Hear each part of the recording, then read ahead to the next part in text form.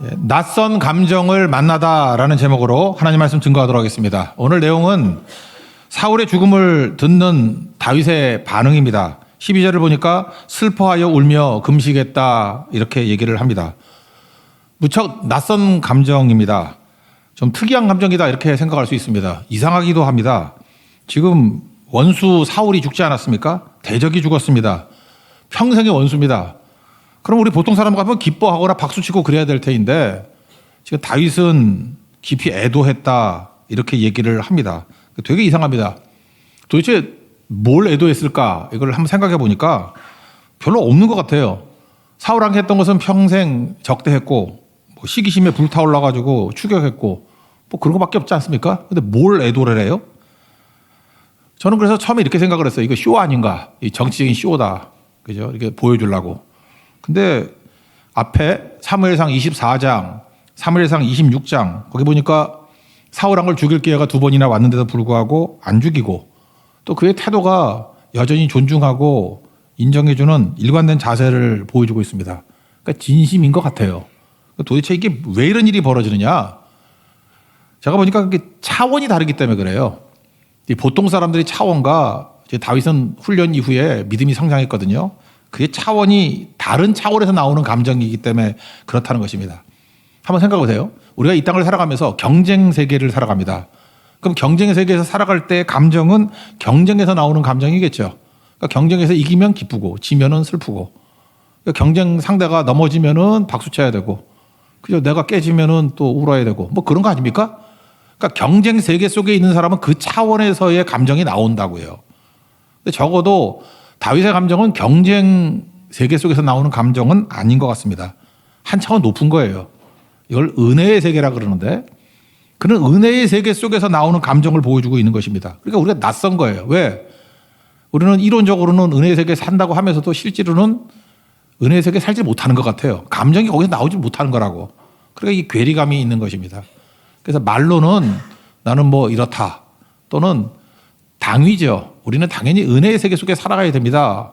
근데 감정이 그거에 뒷받침이 되지 않는다 그러면 진짜가 아닐 수 있죠. 다윗은 분명합니다. 우리하고 차원이 다릅니다. 은혜의 세계 속에 살아가고 있어요. 우리 크리스찬들은 이 은혜의 세계 속에 들어갈 줄 알아야 된다라는 것입니다. 그런 의미에서 다윗의 이 낯선 감정, 첫 번째는 은혜의 세계 속에 들어갔기 때문이고 두 번째는 은혜의 세계 속에서 뭘 보게 되느냐? 충분한 애도의 힘을 누렸다는 거예요. 울었습니다. 통곡했습니다. 애도의 힘을 누려야만 과거를 정리할 수 있고 미래를 향해서 힘차게 나아갈 수 있다는 것입니다. 이번이 고난주간이죠. 고난주간에 우리가 은혜의 세계 속에 좀 들어가기를 원하고 또 우리 고난 묵상하면서 또 금식도 하지 않습니까? 우리 충분히 애도하기를 원합니다. 애도의 힘이 있어야 과거를 정리할 수 있고요. 힘차게 미래를 향해서 나아갈 수 있다는 것입니다. 우리 다윗이 누렸던 이 엄청난 세계 우리도 이론이 아니라 실제로 삶 속에서 누릴 수 있는 축복이 임하기를 기원합니다. 두 가지 살피겠습니다. 첫 번째는 다윗은 세상보다 더 큰 세계 속에서 살았다는 것입니다. 그게 바로 뭐예요? 은혜의 세계 속에 쑥 들어갔다라는 것입니다. 지난주 저녁 예배 때 살폈던 내용인데 창세기 9장을 보면은 노아 언약이 나옵니다. 노아 언약은 너무 당연한 거기 때문에 잘 교회에서 살피질 않는데 그래서 다 잊어버린 것 같아요. 노아 언약의 내용은 뭐냐 하면은 일반 은총이다 그러죠. 믿는 사람이나 안 믿는 사람이나 다 임하는 은혜. 또는 그러니까 악한 자나 선한 자나 햇빛은 다 비추죠. 그런 걸 일반 은총 그러는데 일반 은총을 지지하게 만드는 언약이 노아 언약이라는 것입니다. 특징이 뭐였어요? 이런 거 있죠. 고기를 음식으로 먹어도 된다. 이전까지는 채소만 먹었는데 창세기 9장 3절을 보니까 산 동물은 너희의 먹을 것이 된다. 채소뿐만 아니라 고기 먹어도 된다. 이렇게 허용을 했습니다. 이게 무슨 메시지입니까? 먹는 문제로 누구를 차별하거나 누구의 걸림돌이 되지 않도록 해라. 좀 더 확장을 하면은 내가 익숙한 습관들이 있죠. 내게 익숙한 습관들을 가지고 다른 사람을 매도하지 말라는 거예요. 그러니까 내 잣대를 가지고 누구를 공격하지 마라. 이게 일반 은총이에요. 이런 사람을 뭐라 그러죠? 나이스하다 그러고 에티켓이 있고 교양이 있다 그러잖아요. 그러니까 이렇게 살아가야 된다. 그래야 인간답다. 이게 메시지고 또 하나는 피 흘리기를 한 자는 피 흘리게 만들어라. 그러니까 무슨 얘기입니까? 함부로 남을 해치는 거 하지 말라는 거죠. 이게 국가에 준 권력 아닙니까? 살인하면은 살인죄로 잡아가잖아요. 절도하면 절도죄로 잡아가잖아요. 그래야 사회 질서가 유지가 되지. 뭐 이런 것들이 일반 은총에 나와 있는 내용이라는 것입니다. 이래야 세상이 그래도 굴러가는 거야. 그래서 노아 언약의 특징은 세 가지라 그랬죠. 영적 요소가 없습니다. 예배하라, 뭐 내면의 변화 이런 게 없어요. 그래서 노아 언약을 아무리 많이 받아도 목마름이 있습니다. 영적 목마름. 그래서 어쨌단 말이냐 뭐 이런 게 생겨요. 또 하나는 구원이 없습니다. 보존하는 언약이에요. 질서를 유지하고 보존하는 게 목적이지 뭐 우리가 여기서 건전받고 뭐 한 단계 높아지고 이런 게 없어요. 그러니까 이렇게 현상 유지죠. 현상 유지할 수 있는 은총. 그게 노아 언약이라는 것입니다. 그리고 세 번째는 한시적이에요. 일시적이에요. 이 땅에 있을 동안에 창세기 8장 22절 보니까 땅이 있을 동안에는 그랬죠. 제한적이에요. 심음과 거둠, 추위와 더위, 여름과 겨울, 낮과 밤이 쉬지 아니하리라. 그러니까 유지할 수 있는 은총. 그게 노아 언약이라는 것입니다. 그러니까 이게 무슨 얘기예요? 하나님의 은혜 없이 살아가는 세상이기 때문에 이제 겨우 유지를 하고 그 다음에 우리는 신라곤 당한 저주받은 인생이잖아요. 그러니까 노력한다고 열매를 거두는 것도 아니고 최선을 다한다고 결과가 나오는 것도 아니다. 우리 이 땅을 살면서 너무 많이 느끼잖아요. 시편 127편 1절 2절 말씀 나오죠. 성을 지키는 자 아무리 지킨다 할지라도 허수고될 수 있고 뭐 세워봐야 무너질 수 있고 수고의 떡을 먹어봐야 수고의 결말이 안 나올 수도 있다. 그런 얘기가 나오잖아요. 속담에 일찍 일어나는 새가 벌레를 잡아먹는다. 이게 다 맞습니까? 일찍 깼어요. 그랬더니 벌레가 늦잠을 자. 못 먹잖아요. 그렇죠? 이게 완전히 뻘짓이죠. 또 반대로 일찍 일어난 새였어요. 근데 사냥꾼이 덜 찍겠어. 그럼 사냥 당하죠. 그러니까 이 세상은요, 내가 열심히 최선을 다한다고 반드시 결과가 나오는 세상도 아니에요. 그래서 모순투성이라고. 이게 뭐지? 그래서 우리가 무조건 최선을 다하라, 열심을 다하라, 그러면 된다. 그렇게 말할 수 있는 세상도 아니에요. 그게 노아 언약 속의 세상이라는 것입니다. 그 다음 세상이 있다는 거죠. 그게 은총의 세계예요. 은혜의 세계. 그게 아브라함 언약 아닙니까? 아브라함 언약을 우리가 맨날 듣는 얘기니까 특징이 뭐예요? 세 가지가 있는 거죠. 영적인 내용이 있어요. 그러니까 우리 목마르지 않아요. 그리고 보존이 아니라 구원이에요. 우리를 건져냅니다. 실제적인 구원이에요. 그리고 영원입니다. 궁극적이에요. 일시적인 게 아니고.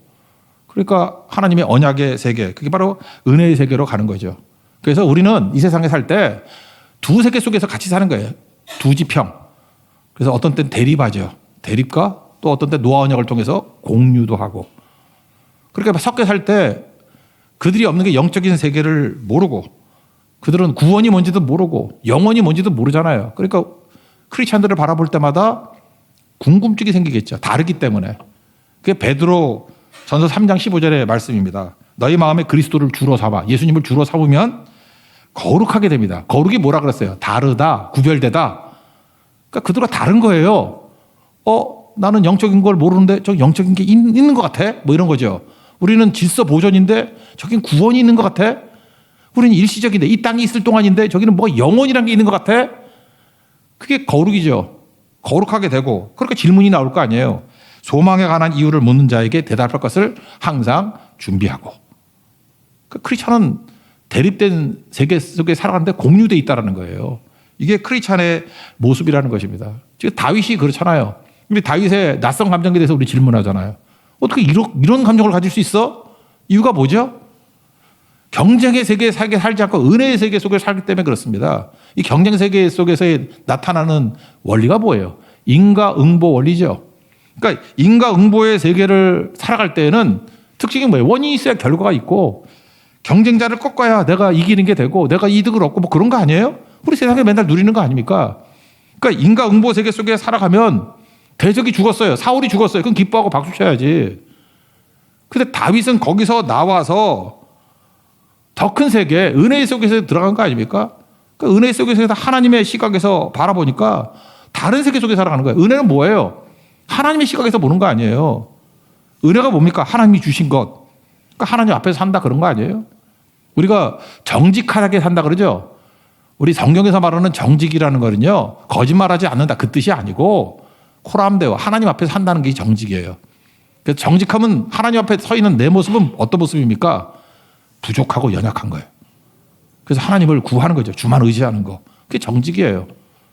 부정직하다는 건 뭡니까? 가면 쓰고 속이는 거지. 아닌 척하고. 그러니까 정직해야 된다. 정직은 은혜의 세계에 들어가 있을 때의 모습입니다. 이걸 또 사명으로 본다. 사명은 뭐예요? 하나님이 주신 심부름이죠. 그러니까 은혜나 사명이나 같은 얘기예요. 하나님이 주신, 내게 주신 개인적인 거죠. 이게 심부름. 말씀은 뭡니까? 하나님이 주신 명령, 하나님이 주신 뜻. 그러니까 높은 차원으로 이끌어 간다는 게 뭐예요? 은혜의 세계 속에 산다, 사명의 세계 속에 산다, 말씀 세계 속에 산다. 그 종교개혁자들이 얘기했듯이 오직 은혜, 솔라 그라시아, 오직 말씀으로, 솔라 스크립투라, 뭐 다 똑같은 얘기 아니에요? 오직 믿음으로, 다 그게 같은 얘기라고요. 무슨 얘기예요? 더 높은 세계 속에서 살아간다는 것입니다. 그러므로 다윗은 왕이 된다는 거, 왕권을 폭력으로 여기지 않았습니다. 왕다움으로 여겼어요. 왕권이란 건 뭐냐? 폭력을 휘두르는 게 왕권이 아니라 왕다워지는 게 왕권이다. 이렇게 생각했다고요. 그래서 왕권을 빼앗을 자리를 보지 않았어요. 사울은 왕권을 권력으로 보니까 빼앗을 수 있고 빼앗기는 자리로 봤잖아요. 그러니까 사울은 다윗은 만만 그러면 저놈이 내 왕권을 뺏을 수 있어 이렇게 생각한 거잖아요. 다윗은 뺏을 수 있는 기회가 왔는데 뺏고 말고 할 문제가 아니라고 여긴 거 아니에요. 왕권이 뭐예요? 권위예요, 권위. authority. 파워가 아니라 authority라고. 권위로 여겼다고, 권위로. 우리 신약에 보면 베드로전서 2장 9절에 우리를 향해서 왕 같은 제사장이다 그러잖아요. 그게 무슨 뜻입니까? 권력을 가지는 게 아니고 권위를 가지는 거다. 또 다른 말로 하면 실력이라는 거, 실력. 포지션이 아니라 실력이다. 또 뭡니까? 형식이 아니라 내용이다. 그런 뜻 아니에요? 왕다움이죠, 왕다움. 왕다워지면 하나님이 주시는 거다. 하나님이 주시는 게 은혜잖아요. 그게 사명이고 그게 말씀이고 차원이 다른 거죠. 이게 은혜의 세계 속에 들어가 있다는 것입니다. 그래서 은혜의 세계 속을 살아가면은 저절로 흘러나와요. 생명이 흘러나오고 지혜가 흘러나오고 authority, 권위가 흘러나오고 그래서 아름답습니다. 아름답잖아요. 추하지 않잖아요. 이게 성도들이 살아가는 길이라는 것입니다. 이게 되게 중요한 거죠. 그래서 세상 사람들은 추구하는, 그래서 그 은혜의 세계 속에 살아가는 사람의 특징은 뭐냐면 좁은 길로 걸어가요. 예수님도 했죠. 좁은 길로 가라고. 좁은 문으로 들어가기를 힘쓰라고. 이게 또 다른 말로 하면은 불편하게 사는 거예요. 세상 사람들은 경쟁 세계는 어떻게 하면 좀 더 편리할까? 그거 아니에요? 돈 더 주면은 편한 길 가잖아요. 돈 더 주면 편한 차 타고 편한 집 가고 돈 더 주면 편한 비행기 타고 편한 거 아니에요? 편한 거? 근데 편한 걸 다 원하잖아요. 경쟁의 세계에서는. 다 원하니까 거기서 다툼이 벌어지겠죠. 그래서 편해지면 기쁘고 불편하면 슬프고. 근데 은혜의 세계 속엔 그게 아니라니까요. 오히려 불편하게 살기를 힘쓰는 거죠. 왜? 그 안에서 은혜의 모든 요소들이 다 넘쳐 있기 때문에 거기 안에. 차원이 다른 거죠. 이건 불편하게 살겠다고 하는 게 아니라. 오늘 성경부 내용이 남쪽 유다의 8대 왕 요아스 이야기입니다. 할머니 아달랴가 손자 다 죽여버리고 자기 혼자만 살아남았죠. 그 고모부하고 고모가 자기를 살렸어요. 고모부가 대제사장이 여호야다예요. 여호야다 반정이라고 그러는데 7살에 왕이 돼서 40년 동안 왕위에 있었습니다. 근데 고모부 여호야다가 살아있는 38년 동안에는 평안했어요. 근데 고모부가 죽었거든요. 나머지 2년, 자기 왕이 있는 40년 동안에 2년 개판쳤어요. 끝이 안 좋은 왕이에요. 근데 그가 왜 그렇게 됐을까? 그러니까 이런 것 같아요. 북한에 있는 김정은하고 장성택하고 관계하고 비슷해. 고모부잖아. 고모부가 더 똑똑하고 연륜도 있고 중국에 링크도 많이 돼 있고 그러니까 막 눌려 있을 거야. 불편한 거예요. 그러니까 죽여버렸잖아. 그죠? 죽인 건 아니지만 여호야다가 죽었어요. 있을 때는 불편하지만 하나님 말씀 안에서 그 감수해 가면서 은혜의 세계 속을 살아갔다고 요아스가. 그런데 죽고 난 다음에 그 권력을 가지고 뭘 했느냐? 여호야다의 아들 스가랴인데 죽이고 불편한 거 다 제거해버리고 아부할 자기에게 예스맨들만 다 갖다 모아놨다고. 그래서 2년 만에 죽어요, 자기도. 끝장나는 끝이 안 좋은 인생이 되더라는 것입니다. 그러니까 우리 인생도 어떻게 살아야 돼요? 은혜의 속에 들어가면은 세상 사람이 볼 때는 불편함을 감수하는 것 같이 보이는데 거기에 뭐가 있어요? 하나님이 주신 은혜가 거기 다 숨겨져 있다니까요. 그래서 은혜의 힘으로 능력 있게 설 수 있게 된다는 것입니다. 거기에 그 능력이 있죠. 민수기에 살피는 글에 르우벤과 가시파가 삐딱하게 나오잖아요. 요단강 우리 안 가. 그러면서 요단 동편에 우리는 그냥 머무를 거야. 말 안 듣잖아요. 그러면 권력이 있을 때 모세는 어떻게 합니까? 그거 다 죽여버려, 없애버려. 그러지 않고 그들을 보존해주고 기다려주고 대적이 아니라 형제가 되도록 만들어주잖아요. 그래서 설득하고 그래서 용사들은 같이 요단강 건너가서 싸우고 돌아와서 이 땅 가져라고 접촉점을 찾잖아요. 이게 바로 무엇입니까? 모세는 은혜의 세계 속에 들어가 있는 거예요. 그래서 하나도 버리지 않고 르우벤 지파, 갓지파도 다 자기 형제로 남게 만드는 거. 이게 은혜의 세계라고요. 근데 경쟁의 세계가 있으면은요, 힘만 주어지면은 꼭 휘둘러. 그래서 어깨에 힘주고 대적을 다 만드는 거죠. 주변에 대적을 다 만들고 어려워지는 거죠. 우리 선교를 갈 때도 똑같은 게 있는 것 같아요. 선교 중에 저보다 제일 그 열악한 선교 중에 하나가 대만 선교 중에서도 금수당 교회인 것 같아요.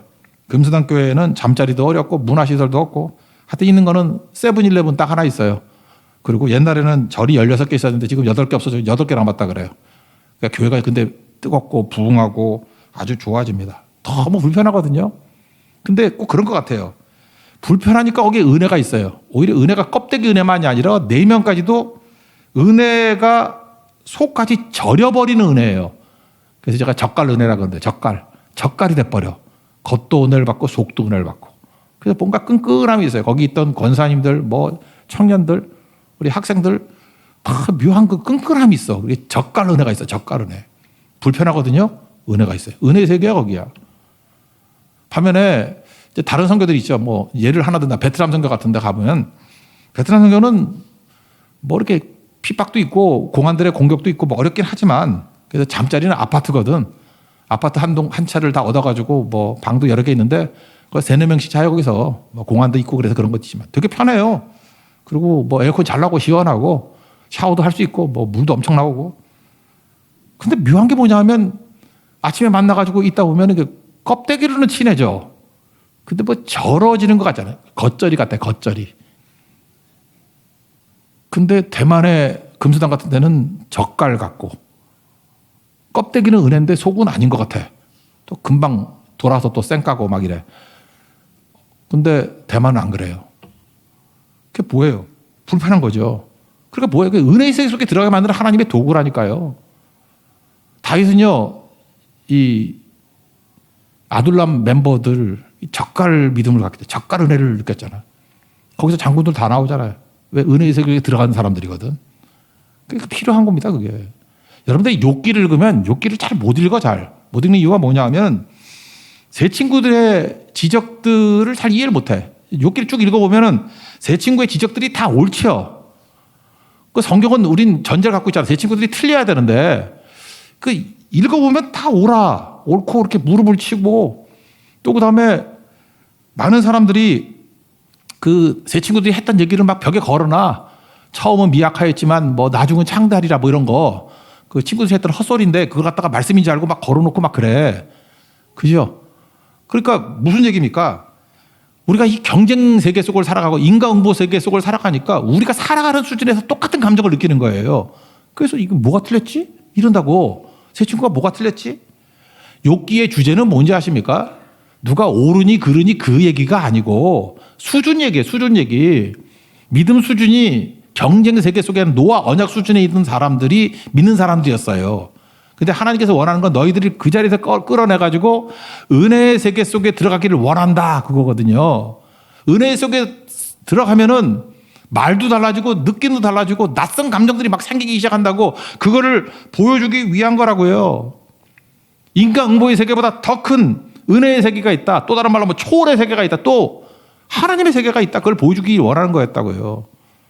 근데 그걸 이해를 못하니까 읽다가 이해가 안 가는 거예요. 다 옳은 얘기인데 왜 이게 틀린 거지? 그러니까 납득이 잘 안 된다는 것입니다. 우리 찬양도 있죠. 세상을 보니. 거기서 세상에서 구하는 모든 것들이 다 내가 구하는 것들이죠. 이게 뭐 틀린 거야? 이론으로는 틀렸다 그러는데 느낌으로는 너무 좋은 거야. 그 다음에 은혜의 세계에 들어가면 어떤 일이 벌어져요? 하늘의 것을 구하는 자가 되게 하소서. 하늘의 것을 구하는 자가 되게 해달라고. 그게 저절로 나오게 된다고. 이유가 뭐예요? 차원이 달라지면. 경쟁의 차원에서 은혜의 차원으로 가면은 느낌이 달라지게 된다는 것입니다. 여러분, 하나님께서 여러분들이 원하시는 것들이 바로 이겁니다. 은혜의 세계에 들어가기를 원하시는 거예요. 다윗이 광야에서 훈련받은 내용이 뭔지 아십니까? 경쟁의 세계 속에서 벗어나서 하나님의 깊은 은혜의 세계 속에 들어가라. 그럼 하나님의 눈으로 보게 되고 하나님의 느낌으로 느끼게 되고 하나님의 발걸음으로 발걸음을 밟게 된다는 거예요. 그 사람이 메시아 왕국의 왕이 되는 거예요. 왕다움을 갖추니까 왕이 되는 거라고. 여러분, 믿음이라는 것은 차원을 달리하는 겁니다. 노아 언약의 차원에서 아브라함 언약의 차원으로 들어가는 거예요. 은혜의 세계로 들어가는 거예요. 우리 신약에도 맨날 얘기하잖아요. 은혜로 말미암아 구원받았다고. 은혜의 세계 속에 들어가는 거예요. 이번 우리 고난주간 기도를 통해서 여러분은 새로운 은혜 세계 속에 들어가서 은혜가 주는 많은 것들을 누릴 수 있는 믿음의 신실한 종 되기를 축원합니다. 또 한 가지 내용이 뭐냐 하면 충분한 애도예요. 은혜 속에 들어가면 뭐가 있냐? 충분한 애도가 있다는 것입니다. 애도 기간이 필요해요. 애도라는 게 뭐냐? 그 팔복에도 나오잖아요. 애통하는 자는 복이 있나니 위로받을 거라고. 그죠? 애도함이 있어야 과거가 정리가 되고 미래로 넘어갈 수 있어요. 그래서 어떤 분은 슬픔을 이렇게 정의했어요. 이전 페이지를 넘기고 다음 페이지로 넘어가는 과정이라고. 지금 많은 사람들이 페이지를 못 넘어가. 이유가 뭐냐? 애도를 못하게. 애통이 뭔지 모르니까. 그러니까 예수 믿어도 애도 없는 믿음, 애통 없는 믿음은요, 일이 일비야. 뭐 좀 잘 되면 해. 그리고 좋다고 감사한다 그러고. 좀 어렵다 그러면 뭐 죽겠다 그러고 뭐 하나님 건져달라 그러고. 그러니까 맨날 그 업앤다운 이렇게 냄비 신앙이라고. 뭘 경험하지 못했어요? 애도의 힘이 뭔지를 모른다가 애도해야 그 다음에 확 넘어갈 수 있는 건데 지금 다윗은 애도하잖아요. 12절을 보니까 슬퍼하며 울며 금식했다. 그 활로레 지으면서 사울의 죽음과 요나단의 죽음을 깊이 애도하죠. 여러분, 어떤 사람들 보면요, 애도가 없어요. 애도가 없으니까 맨날 과거에 묶여 있어요. 맨날 상처, 트라우마, 맨날 힘들다 그러고 뭐 약 먹는다 그러고. 충분히 울어야 된다니까. 애도할 줄 알아야 된다니까. 애도 못하면은 성장이 없어요. 우리 제가 청년 목회할 때도 보면 그래요. 이렇게 뭐 누구 이렇게 만났다 헤어지잖아요. 헤어지면 금방 또 누구 만나면 안 돼요. 충분한 애도 기간이 필요하다고. 애도해야 된다고. 애도해야 과거에 정리가 되고 매듭이 지어져요. 그리고 전진할 수 있죠. 제가 아는 어떤 형제가 있는데 여자가 27이었어. 지는 30이었고. 그래도 한참 7, 8년 사귀었대. 그러니까 몇 살부터 사귄 거야. 여자 20살부터 사귀었나? 한 7년, 8년 사귄 거예요. 저는 애도하라 그랬거든요. 애도해야 된다 그랬더니 자기 믿음이 좋대. 뭐 항상 기뻐하라 그랬는데 뭘 애도입니까? 그러면서 싱글싱글 웃고 다니다가 지금 45이 훨씬 넘었는데도 불구하고 아이도 결혼도 못하고 있어. 그 여자를 못 잊어가지고. 애도 안 하니까 정리가 안 되잖아. 그 여자는 지금 애 셋 낳았는데. 이게 뭐 하자는 거야, 지금? 애도가 필요해. 애도해야 보내줄 수 있고 그리고 매듭 짓고 그 미래를 향해서 나아갈 수 있는 거죠. 그러니까 새로운 세계를 나가기 위해서는 반드시 애도 기간이 필요하다는 것입니다. 이 시대의 문제가 뭐예요? 마귀가 우리를 하여금 과거 정리 못하게 만들고 미래 전진 못하게 만들기 위해서 애도를 뺏어가 버렸어요. 예수님이 이 시대의 특징을 이렇게 얘기했죠. 피리를 불어도 춤추지 않고 애곡해도 가슴을 치지 않는다. 마태복음 11장에 나오는 얘기인데 무슨 얘기예요? 슬퍼할 줄도 모르고 기뻐할 줄도 모른다. 여러분, 최근 들어서 진정으로 슬퍼했던 적이 있습니까? 언제 슬퍼했어요? 여기서 말하는 슬픔이란 건 뭐냐 하면 가슴이 찢어져야 되고 숨도 못 쉴 정도의 숨이 턱턱 막혀오는 슬픔을 말하는 거예요. 이렇게 슬퍼해 본 적이 있어요. 그게 애도거든요. 애도. 누가 그렇게 슬퍼할 수 있어요? 진정으로 살아가는 사람만이 슬퍼할 수 있어요. 충분히 애도해야 된다고. 애도하면 기뻐할 수 있어요. 뒤집어 얘기해서 여러분 진정으로 기뻐했던 적이 있습니까? 언제 기뻐했습니까? 그 기쁨이란 건 뭐냐면 이대로 죽어도 좋아. 그게 진짜 기쁨이거든요. 그러니까 슬퍼할 줄 모르니까 기뻐할 줄도 모르는 거예요. 그러니까 맨날 조금 좋은 거예요. 뭐 백화점 가서 예쁜 옷 사면 좋고 뭐 그 정도예요. 그게 무슨 기쁨이야? 그게 무슨 기쁨이냐고. 그냥 그러다가 말아버리는 거야. 그러니까 슬픔을 모르니까 기쁨을 모르는 거예요. 아픔을 느끼지 못하니까 인생에 깊이가 없는 거예요. 그러니까 맨날 그냥 멍하니 살아가는 거죠. 멍하니. 기쁘지도 않고 슬프지도 않고. 살았다나 죽은 자 같이 살아가는 거죠. 여러분 그 애도의 힘을 보여주는 대표적인 예가 C.S. 루이스입니다. C.S. 루이스. 진정한 기독교, 미어 크리스찬리티 또는 뭐 고통의 문제. 알죠? C.S. 루이스. 어머니가 8살에 돌아가셨어요. 죽었어요. 어린 아이에게 있어서 엄마는 우주 아닙니까? 8살에 엄마가 죽으니 충격이죠. C.S. 루이스는 똑똑한 사람이었기 때문에 결심을 했어요. 울지 않기로. 왜? 울면 아프니까. 알거든. 울면은 아프거든. 아프기 싫어가지고 이 머리가 좋아가지고 이게 추정을 잘하는 거야. 울면 아파. 아프면 힘들어. 울지 말자. 엄마 생각하면 아파. 엄마 생각하지 말자.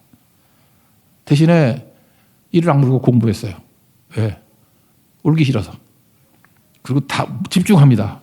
되게 똑똑한 녀석들 이런 거 많아요. 집중 잘하고 공부 잘하고. 그래서 우리 가운데도 그 공부 너무 잘하는 사람 보면 피도 눈물도 없는 놈이 있어. C.S. 루이스야. 근데 이게 10대, 20대 이러고 살면 좋은데 나이 60이 될 때까지 이러고 살았어요. 정확히 64세에 싱글이었거든. 혼자 살아서 64세까지. 그러다가 여자 하나를 만납니다. 조이 데이빗맨이라고. 여자는 60세였어요. 4살 차이. 조이 데이빗맨. 그러니까 당시에 C.S. 루이스는 세계적인 석학 아니에요. 그죠? 시대의 영성가, 세계적인 석학. 그럼 되게 여자들이 주눅이 들어야 되는데 조이 데이빗맨은 참 자유로운 여인인 것 같아요. 그죠? 만나고 여러 가지 얘기를 나누다 보니까 C.S. 루이스가 한심해 보이는 거예요. 너 어떻게 인생을 이따위로 살았냐? 너 사랑이 뭔지를 아냐? 그걸 살았다고 산 거냐? 너는 어떻게 울지도 않고 아픔도 모르고 그게 인간이냐? AI지? 뭐 이런 식이에요. 그죠? 어떻게 그렇게 살았냐? C.S. 루이스가 그 여자하고 대화 나누다가 사랑을 배우게 되고 아픔과 눈물을 배우게 되고 애도하는 걸 배우게 되는 거예요. 배우게 되는 거. 그래서 살아나기 시작하죠. 그래서 그때 썼던 내용들, 이 내용들 어디 나오냐면 Surprised by Joy. 예기치 않은 기쁨이라는 책에 다 나오는 얘기들이에요. 거기서 자기가 살아나기 시작했다는 거죠. 근데 어쩌면 그 여자 또 그렇게 맞았는지. 조이 데이빗맨이 암에 걸려 있었어요. 그래서 의사가 얘기하라 1년밖에 못 산다고. 실제로는 3년 2개월 더 살았습니다. 나중에 C.S. 루이스가 그 조이 데이빗맨 죽고 난 다음에 그런 얘기를 해요. 내가 가장 행복했던 시절이 조이 데이빗맨 만난 시절이었고 그 3년 2개월 동안에 내가 새로운 세계를 발견하게 됐다. 그게 은혜의 세계고 애도의 세계죠. 그래서 살아난 거죠. 그 다음부터 뭐 그의 책이 달라져요. 벌써 내용이. 깊이가 달라지고 그렇다는 것입니다. 지금 그 책에 나온 얘기들이에요. Surprised by Joy. 아픔을 부인하면 잔인해진대요. 여러분 아파하지 않고 울지 않는 사람들 보면 괜찮아 보이죠. 잔인한 사람이야. 그런 애들이 잠자리 잡아다가 날개 뜯고 그런 애들이야. 쥐 잡아가지고 찢어 죽이고 이런 애들이 잔인해져. 잔인해지려 그러면 느끼지 말아야 돼요. 느끼면 잔인해질 수가 없어. 히틀러가 600만 유태인 학살했죠. 어떻게 가능하죠? 명령 내리는 사람 따로, 집행하는 사람 따로. 그러면 느낄 수 없어. 명령 내리는 사람은 유태인들을 보지 않으니까 얼마든지 명령을 내릴 수 있어. 집행하는 사람은 내가 뭐 힘이 있어? 나는 명령대로 할 뿐이야. 느끼지 못해. 그렇게 잔인한 일들이 막 벌어지기 시작한다는 것입니다. 마귀가 이 시대에 우리를 망치게 만드는 게 뭔지 알아요? 명령과 실행을 분리시켜요. 느끼지 못하게 만드는 거라고. 결정 내리는 사람이 느껴야 돼요. 일치가 돼야 된다고. 이게 애도예요, 애도. 이게 슬픔이고 애통이고. 그러면 잔인해지지 않아요. 은혜의 세계에 들어가요. 사람을 살리게 되고 아름다움을 보게 되고 일으키게 되고. 요즘에 AI 열풍 아닙니까? 뭐 난리잖아요. AI가 다 한다 그러고. AI가 못하는 게 뭐라고요? 통증을 못 느껴. 난 통증을 느낀다고? 그 느끼게 만드는 것도 이해하는 거죠. 이렇게 하면 통증이다라고 이해하는 거지 느끼는 건 아니라고. AI는 느낌이 없어요. 우리만 느끼는 거야. 하나님 백성이 느끼는 은혜의 세계 속에 들어간 사람이 애도할 수 있고 느낄 수 있는 거라고. 사람들 거기로 다 가게 돼 있고 거기서 생명이 꽃피어나요. 거기서 구원이 있고 거기 아름다움이 있고 거기서 힘을 얻고 거기서 우리가 살아나는 거라고. 우리 인간이야, 인간. AI로 못 살아요. 근데 그 힘이 어디에 있는지 알아요? 애도에 있다고, 슬픔에 있다고, 애통에 있다고. 마귀가 지금 교회에서도 이 고난주간 속에서도 애도함을 몰라요. 애도함을. 그 맨날 뭐 삼박자 구원에서 뭐 복받고 뭐 축복받고 뭐 기복이고 잘 되고 그런 사람 봤어요? 아랍소돔에 뭐 지나친 햇빛이 사막 맞는다며 다 메말라져가지고 아무것도 없게 돼버린다고. 애통을 배워야 돼요. 그래 위로가 있지. 어머니 가슴은 항상 아프죠. 다 엄마 좋아하잖아. 엄마가 예뻐서 좋아요? 예쁜 엄마 별로 없잖아. 엄마가 예뻐서 좋나? 근데 엄마는 맨날 아프대, 어머니들은. 내가 볼 때 애들 멀쩡한데 엄마는 제가 불쌍하대. 엄마 가슴은 아파요. 그래서 거기 사랑이 있는 거예요. 그래서 힘을 얻어요, 거기 가서. 능력을 얻고. 우리 크리스찬의 가슴이 엄마의 가슴인 거 아십니까? 우리는 애도가 있어요. 애통이 있어요. 은혜의 세계에서 들어가면 바로 이런 것들을 누리게 된다는 것입니다. 그래서 살아나요, 거기서. 다윗 보세요. 난 다윗이 참 멋있다고 생각하는데 은혜 속에 들어가서 애도의 힘을 배웠거든. 배웠더니 이게 나중인데 그의 아들이 솔로몬이고 그의 손자가 르호보암이잖아요. 르호보암 때 하여튼 개판 쳐가지고 남북이 쪼개지게 되죠. 북쪽 이스라엘의 10지파, 남쪽 유다의 2지파죠. 하나는 유다고 또 하나가 어디예요? 베냐민 지파. 재밌지 않아요? 베냐민 지파에 누가 속한 거예요? 사울 왕이. 베냐민 지파가 여기 왜 붙었을까?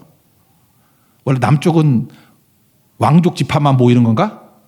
그게 아니죠. 에도의 힘이 원수였던 베냐민 지파를 하나 되게 만든 힘이 있었어요. 이 대단한 능력 아니에요? 여러분 경쟁의 속에서 살다 보면요. 나 빼놓고 다 대적이에요. 다 문제투성이 만들어버리는 거라고. 근데 애도하니까 아픔, 통증을 느끼니까 모세도 보세요. 르우벤 지파, 갓 지파 대적으로 만들지 않고 형제로 남게 만들잖아요. 야곱이 이스라엘 됐던 이유가 뭔지 알아요? 12명의 아들들. 거기 다 깽판 치는 아들 되게 많잖아요. 제가 눈에 얘기하잖아요. 아브라함도 한 놈은 버리잖아. 이스마엘 버리고 이삭 구원받고 이삭도 한 놈은 버리잖아. 에서 버리고 야곱만 건진받잖아요. 야곱. 거기 보세요. 뭐 깡패들 갖고 별짓 다 하고 뭐 자기 그 서모하고 잠자리하고 뭐 이거 말 같은 애야. 며느리라고 애 낳고 유다거든. 입에 더 담기도 힘들어. 이런 개쓰레기 같은 아들이 쫙 있는데 하나도 버리지 않고 다 12지파 만들잖아요. 굳이 말한다 그러면 야곱은 은혜의 세계 속에 들어간 사람이고 죽으면 죽으리다 하면서 그는 애도의 힘이 뭔지를 아는 사람이었어요. 그래서 이스라엘 된 거라고.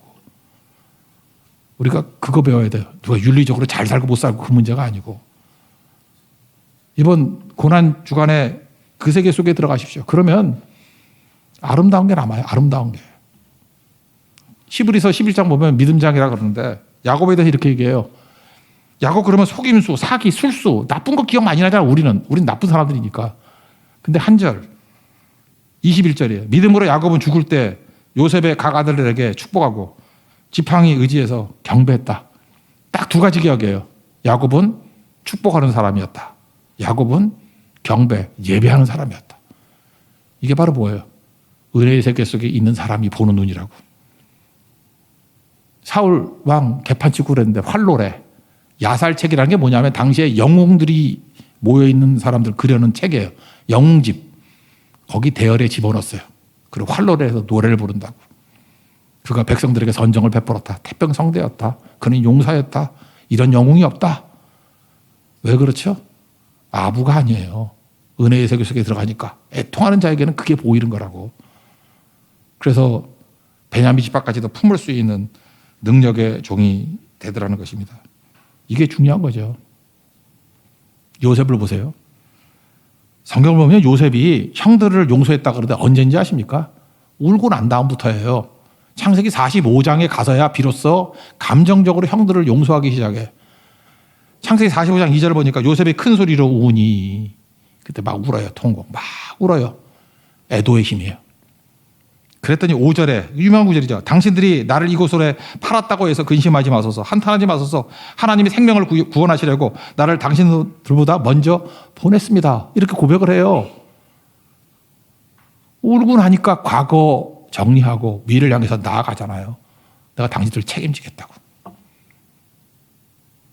좀 우십시오. 나는 울음이 뭔지 모르고 애도가 뭔지를 몰라요. 나 옆에 가기 무서워요. 잔인한 사람입니다. 그런 사람이 맨날 뒷담화하고 누구 욕하고 죽이려고 그러고 뒤에서 칼 찌르고 그러는 거라고. 크리스찬이 그렇게 사는 게 아니에요. 은혜로 구원받고 우리는 은혜의 새 속에 들어가는 거고 우리에게는 애통하는 자의 복이 있는 사람들입니다. 하나님께서 여러분들에게 기회를 주셨습니다. 애도하라고. 우십시오. 충분히 우세요. 내 죄를 놓고 울고 우리 공동체의 약함을 놓고 울고 우리의 한계를 놓고 울고 정직이 뭐라 그랬어요? 하나님 앞에 서는 거라고. 부족합니다. 연약합니다. 죄인입니다. 소망이 없습니다. 그럴 때 일어설 수 있는 거예요. 누가복음 15장에 보면 탕자 비유 나오죠. 거기 형 보세요. 형은 착실했어요. 근데 그 앞에 보면은 바리새인들에게 주신 말씀이에요. 누가복음 15장 앞에 보면은 바리새인들에게 들으라고 하는 얘기예요. 형은 어때요? 겉으로 볼 때 멀쩡해 보이는데 낮은 차원에 있으니까 감정이 뭐예요? 동생에 대해서 열받아 하잖아. 아, 동생을 왜 이렇게 잔치해주고 나는 염소새끼 하나도 잡아준 적이 없다. 그러니까 이런 감정이 나오는 이유가 뭐예요? 이게 인간보의 세계 속에 살아가는 거 아니에요. 경쟁의 세계에 살아가니까 이런 감정이 나오지. 그러니까 아버지가 속 터져서 뭐라 그래요? 아버지가 이러대. 얘 너는 항상 나와 함께 있으니 내 것이 다 내 것이 아니냐. 지금 무슨 얘기를 하는 거야? 너 경쟁의 세계에서 나와가지고 은혜의 세계 속으로 들어가서 아버지가 느끼는 애통의 마음을 좀 느끼면 안 되겠니? 그거죠. 그거 아니에요? 형, 너 문제투성이야 임마. 너 욥기 다시 읽어. 너 욥기 읽고 은혜의 세계 속에 좀 나오길 원해. 그 얘기가 똑같은 거라고. 아버지 마음은 어떤 마음이에요? 동생에 대해서 눈물 흘리는 마음 아니에요. 지금 저놈이 지금 집 떠나가지고 저거 어떡하나. 그게 아버지 그 마음을 품은 형이지. 그렇지 않아요? 염소 새끼가 왜 나와? 동생 찾았으니까 기쁘다 그러면서 애통하다가 기뻐해야죠. 아버지 감정을 엇박자 나가잖아요. 우리가 예수 믿는다고 하면서 이 형 같은 집안에 있는 탕자 같은 이런 모습이 돼서는 안 된다는 것입니다. 그러므로 크리스찬이 되는 건요, 뭐 원수를 사랑하라, 억지로 사랑하라, 그거 아니에요. 뭐 축복하라, 억지로 축복하라, 그거 아니라고. 아, 우리가 억지로 한 게 어디 있습니까? 억지로 한 게 무슨 신앙이야? 신앙이 아니고 진짜 낮은 차원에서 높은 차원으로 나오라는 거예요. 은혜의 세계로 나오라는 거예요. 애통의 세계로 들어오라는 거예요. 그게 아버지의 마음이거든요. 그러면은 낯선 감정이 익숙한 감정이 돼버리는 거예요. 이제 용서할 수 있습니다. 이제 기다릴 수 있습니다. 이제 웃을 수 있습니다. 이제 기뻐할 수 있어요. 그게 믿음입니다. 이번 고난 주간을 통해서 은혜의 세계 속에 쑥 들어가고 아버지 마음인 애도의 힘, 애통의 힘, 그래서 진정으로 위로를 줄 수 있는, 세워줄 수 있고 생명을 줄 수 있는, 아름다움 세울 수 있는 거룩한 종 되기를 축원합니다. 자리에서 일어나겠습니다. 주 은혜의 힘을 찬양하겠습니다.